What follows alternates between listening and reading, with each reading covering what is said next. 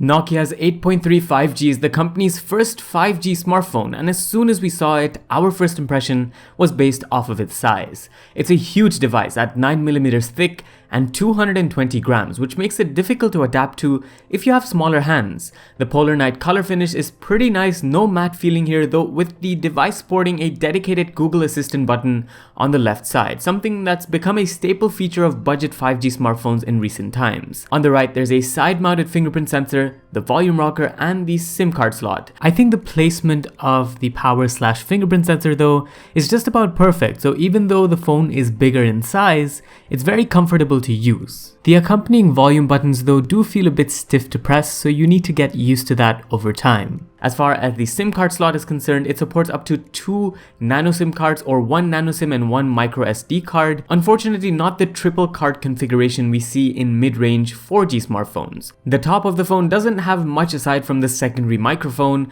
whereas the bottom sports the single speaker, the Type-C USB port for charging the 4500 mAh battery with 18-watt charging, and quite conveniently, a 3.5mm headphone jack. On the front, there's a 6.81-inch Full HD Plus IPS LCD display. We think the tuning on it is good and colors are decent, although side by side with an AMOLED panel, you do notice a lack of pop. And given this is an IPS LCD, we expected at least a 90Hz refresh rate on the display.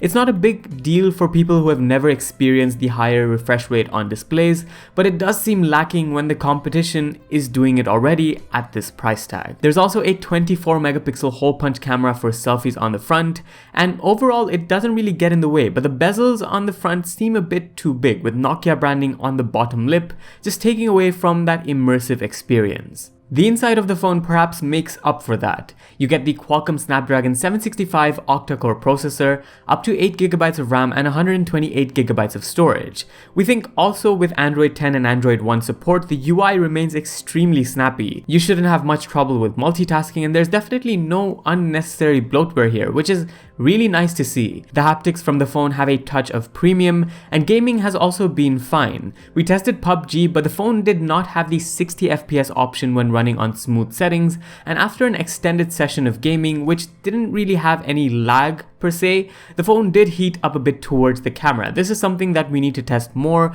over time though. Speaking of the camera, we find a quad camera setup here with Zeiss optics, a 64-megapixel primary lens, a 12-megapixel ultra-wide with a 2-megapixel depth, and 2-megapixel macro sensor completing the setup. But this isn't something we've tested extensively given our limited time with the device. But I do want to say the battery capacity remained up even after extensive gaming sessions as well as video watching, so that's a good sign. Hopefully though, we get some more time with the 8.3 5G from Nokia over the next few days and weeks to compare and test connectivity and cameras further. That's all for this one though. Thanks for watching and do subscribe for more videos.